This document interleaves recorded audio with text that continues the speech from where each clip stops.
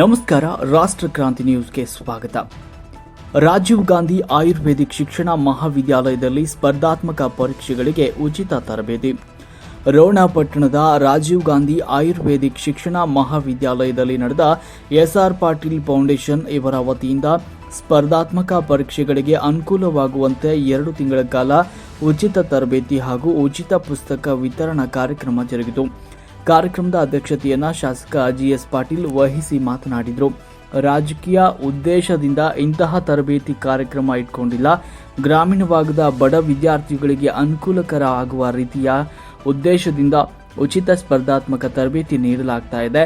ವಿದ್ಯಾರ್ಥಿಗಳು ತರಬೇತಿಯನ್ನು ಪಡೆದು ಹೊಸ ಇತಿಹಾಸವನ್ನು ಸೃಷ್ಟಿಸಿ ಸರ್ಕಾರಿ ಹುದ್ದೆಯನ್ನು ಪಡೆಯುವಂತರಾಗಬೇಕು. ವಿದ್ಯಾರ್ಥಿಗಳು ತರಬೇತಿಯನ್ನು ಸದುಪಯೋಗ ಪಡೆದುಕೊಳ್ಳಬೇಕು ಅಂತ ಹೇಳಿದರು.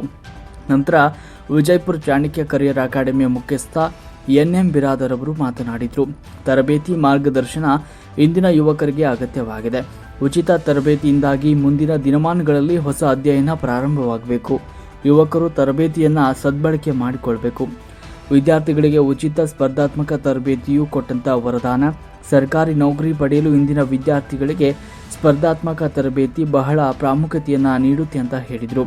ಈ ಸಂದರ್ಭದಲ್ಲಿ ಎನ್ಎಂ ಬಿರಾದಾರ್, ಶಂಕರ ಬೆಳ್ಳುಬ್ಬಿ, ಸಿದ್ದಣ್ಣ ದಳವಾಯಿ, ಅಶೋಕ್ ಮಿರ್ಜಿ, ಟಿ ಈಶ್ವರ್, ಆಯುಸ್ ಪಾಟೀಲ್, ವಿಬಿ ಸೋಮನಕಟ್ಟಿಮಠ್ ಹಾಗೂ ವೀರಣ್ಣ ಶೆಟ್ಟರ್, ವಿಆರ್ ಗುಡಿಸಾಗರ್, ಪರಶುರಾಮ ಅಳಗವಾಡಿ, ಬಸವರಾಜ್ ನವಲಗುಂದ, ಮಿಥುನ್ ಪಾಟೀಲ್, ಸಿದ್ದಣ್ಣ ಬಂಡಿ, ಎಚ್ಎಸ್ ಸೋಂಪೂರು, ಪ್ರಭು ಮೇಟಿ, ಆಬಿ ಕೊಟ್ಟೂರು ಶೆಟ್ಟರ್, ವಾಯನ್ ಪಾಪಣ್ಣ, ಪ್ರಶಾಂತ್ ಪಾಟೀಲ್, ಅಕ್ಷಯ್ ಪಾಟೀಲ್, ಮುತ್ತಣ್ಣ ಸಂಗಳದ್, ಯೂಸುಫ್ ಇಟಗಿ, ಅಭಯ್ ಪಾಟೀಲ್ ಸೇರಿದಂತೆ ಕಾಂಗ್ರೆಸ್ ಪಕ್ಷದ ಮುಖಂಡರು ಹಾಗೂ ಕಾಲೇಜು ಸಿಬ್ಬಂದಿಗಳು ಈ ಸಂದರ್ಭದಲ್ಲಿ ಉಪಸ್ಥಿತರಿದ್ದರು. ವರದಿ ಲಿಂಗರಾಜ್ ತಳಿಹಾಳ್, ರಾಷ್ಟ್ರಕ್ರಾಂತಿ ನ್ಯೂಸ್, ರೋಣ.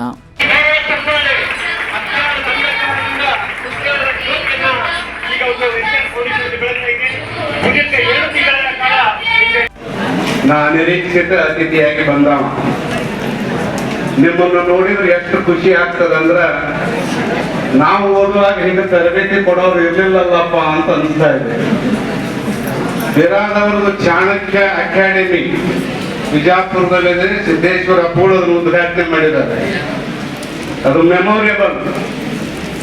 ಇಲ್ಲಿ ರೋಣದಲ್ಲಿದ್ದ ಒಂದು ನಿಮಗೆ ಗೊತ್ತಿರೋ ಹಾಗೆ ಕರ್ನಾಟಕ ರಾಜ್ಯದಲ್ಲಿ ಯಾವ್ದಾರ ತಾಲೂಕಿಗೆ ಹೋಗ್ರಿ, ಯಾವ್ದಾರ ಜಿಲ್ಲೆಗೆ ಹೋಗ್ರಿ, ಅಲ್ಲಿ ಕನಿಷ್ಠ 40 ಮಂದಿ ಆದರೂ ರೋಣದವ್ರು ನೌಕರಿ ಮಾಡ್ತಿರ್ತಾರ. ಆ ಜಿಲ್ಲೆ ಒಳಗ, ಆ ತಾಲೂಕಿನೊಳಗೆ. ನೀವೆಲ್ಲರೂ ಹೋಗ್ರಿ ರೋಣದವ್ರು. ನನಗನಿಸ್ತದ ನೀವು ಉತ್ತರ ಭಾರತದ ಉದಾಹರಣೆ ಕೊಟ್ರಿ. ನಿಮ್ಮ ಈ 2 ತಿಂಗಳ ಟ್ರೈನಿಂಗ್ ಮುಗಿದ ಮೇಲೆ ನನಗನಿಸ್ತದ ನೀವು ರೋಣ ತಾಲೂಕಿನ ಉದಾಹರಣೆ ಕೊಡೋದು ಬರ್ತಕ್ಕೆ. ಹಂಗೆ ಬರ್ಬಿಡ್ತಾರೆ ಇವರೆಲ್ಲರೂ. 2,000 ಜನ ನೋಂದಣಿ ಮಾಡ್ಕೊಂಡ್ರಂತ ನಾನು ಕೇಳಿದೆ.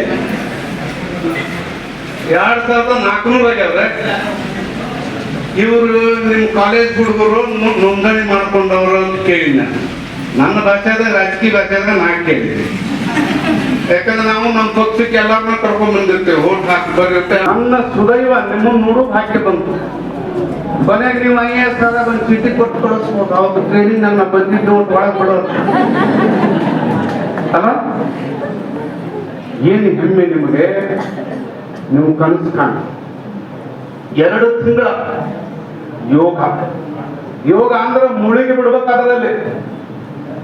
ನಿಮ್ಮದು ಈ ಸ್ಪರ್ಧಾತ್ಮಕ ಪರೀಕ್ಷೆಯ ಕೋಚಿಂಗ್ ತಗೊಳ್ಳೋ ಯೋಗ, GS ಪಾಟೀಲ್ ನಿಮ್ಮಂತವ್ರಿಗೆ ಸೇವಾ ಮಾಡೋ ಯೋಗ. ಅವ್ರು ಕಾಯಂ ಅದನ್ನೇ ಮಾಡ್ತಾರೆ ಅಲ್ಲ.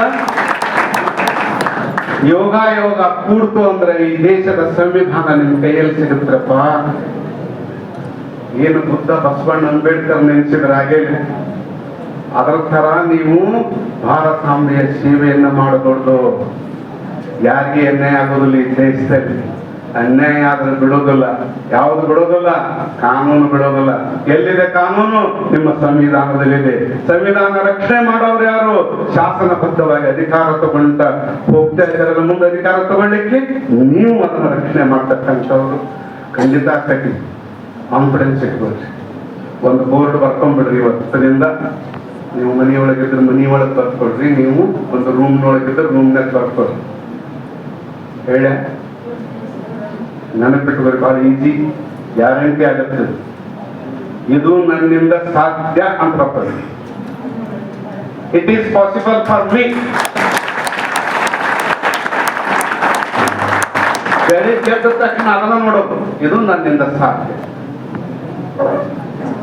ಇವತ್ತು ನೀವು ಅನ್ಕೊಂಡಿರ್ತೀರಿ, ನಾಳೆ ಅದನ್ನ ಹೇಳಕ್ ಬರುವುದೇ ಇಲ್ಲ. ಇದು ನನ್ನಿಂದ ಸಾಧ್ಯ ಇದ್ದಿದ್ರೆ ಎಕ್ಸಾಮ್ ಕಂಡಕ್ಟ್ ಮಾಡಿರೋದಿಲ್ಲ, ಅದು ಬಹಳ ಕಡಿಮೆ ಬಂತು ಅಂತ ಅದನ್ನ ಹಾಗೆ ತಿಳ್ಕೊಬಾರ್ದು.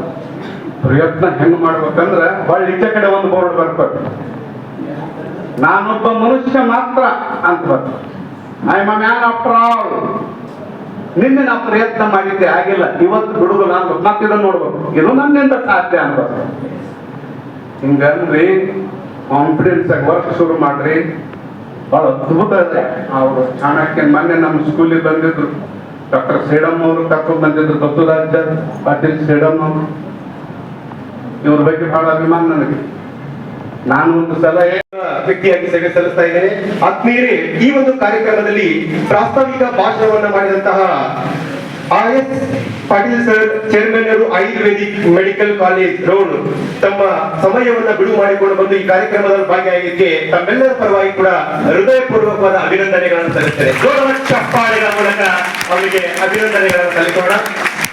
ಹಾಗೆ ಈ ಒಂದು ಕಾರ್ಯಕ್ರಮಕ್ಕೆ ಉದ್ಘಾಟಕರಾಗಿ ಆಗಮಿಸಿದಂತಹ NF ಬಿರಾದರ್ ಗುರುಗಳು, ಮುಖ್ಯಸ್ಥರು, ಚಾಣಕ್ಯ ಅಕಾಡೆಮಿ ವಿಜಯಪುರ ಇವರಿಗೆ ಹೃದಯಪೂರ್ವಕವಾದ ಅಭಿನಂದನೆಗಳನ್ನು ಸಲ್ಲಿಸ್ತೇನೆ. ಜೋರಾದ ಚಪ್ಪಾಳೆಗಳ ಮೂಲಕ ಅವರಿಗೆ ಅಭಿನಂದನೆಗಳನ್ನು ಸಲ್ಲಿಸೋಣ.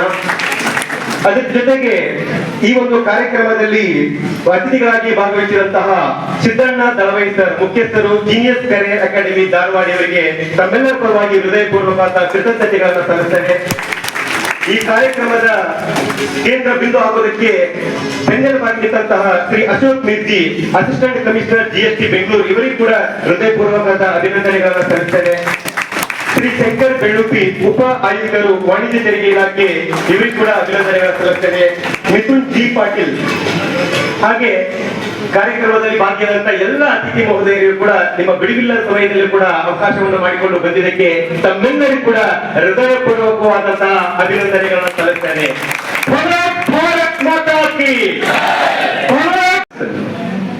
ಈಗ JNCS ಅಂದ್ರೆ Jawaharlal Nehru advanced scientific research institution.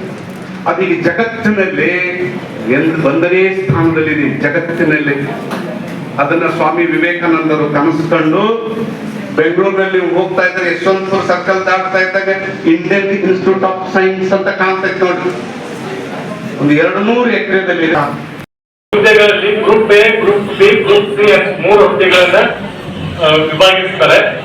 ಸಿದ್ದರಾಮಯ್ಯರು group C ಹುದ್ದೆಗಳು, ಆಮೇಲೆ PSI, ಆಮೇಲೆ ಪೊಲೀಸ್ ಕಾನ್ಸ್ಟೇಬಲ್, ಈ ಹುದ್ದೆಗಳನ್ನ ಎದುರಿಸಬೇಕಾಯ್ತಂದ್ರೆ ಏನೇನು ತಂತ್ರಗಳನ್ನ ಉಪಯೋಗಿಸಬೇಕು, ಹೇಗೆ ಮೊದಲನೇ ಪ್ರಯತ್ನದಲ್ಲೇ ಹೇಗೆ ಒಂದು ಸಿದ್ದರಾಮಯ್ಯ ಮಾತಾಡ್ತಾರೆ.